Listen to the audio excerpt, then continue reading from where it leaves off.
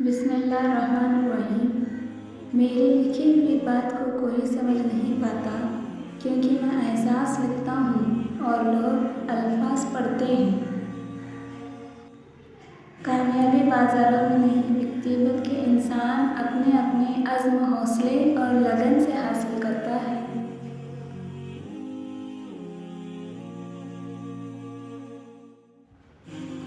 अहमियत अल्फाज की होती है, मगर असर हमेशा लहजों का होता है। ख़याल का पाकीज़ा होना रूह की पाकीज़गी को ज़ाहिर करता है।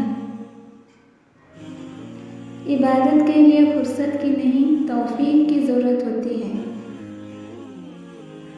अगर तुम ज़िंदगी के रास्ते पर कांटे छोड़ते जाओगे, तो तुम्हारे पीछे आने वाले तुम्हारी नस्लें इस रास्ते पर लहूलुहान हो जाएंगी।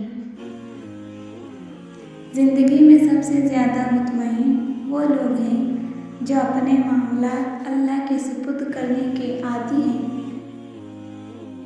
लोगों को परखना छोड़ दो, तुम नहीं जानते कोई अपने अंदर कैसी जंग लड़ रहा है। आँख दुनिया की हर चीज़ देखती है, मगर जब आँख के अंदर कुछ चला जाए तो उसे देख नहीं पाती। बिल्कुल इसी तरह इंसान दूसरे के ऐब तो देखता है, पर उसे अपने ऐब नज़र नहीं आते। मुश्किल दस्तक दे तो खौफज़दा ना हो, आगे बढ़कर दरवाज़ा खोल दे, क्योंकि कामयाबी हमेशा मुश्किल का भेस बदल कर आती है। झूठ जल्द इसलिए बिक जाता है क्योंकि सच खरीदने की औकात किसी की नहीं होती। इंसान के ज़र्फ़ और फितरत का पता ताल्लुक़ बनाने से नहीं, बल्कि तब पता चलता है जब आपकी इससे रंजिश या कता ताल्लुक़ी हो।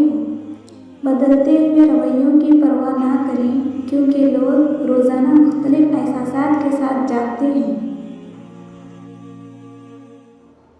इबादतें सिर्फ जाए नमाज पर ही नहीं होती, बल्कि कुछ इबादतें मीठी ज़बान, धीमे लहजे, हमदर्दाना और आजिज़ाना रवैयों से भी होती हैं।